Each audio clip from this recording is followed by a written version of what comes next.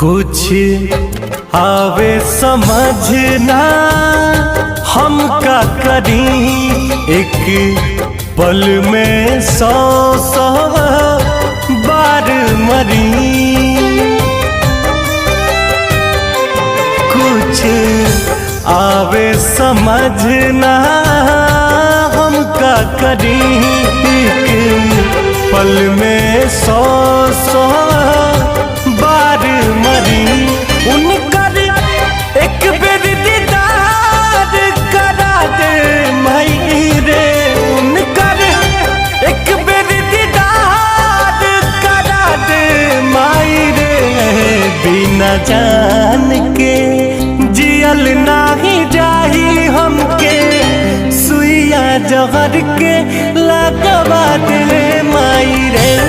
बिना जान के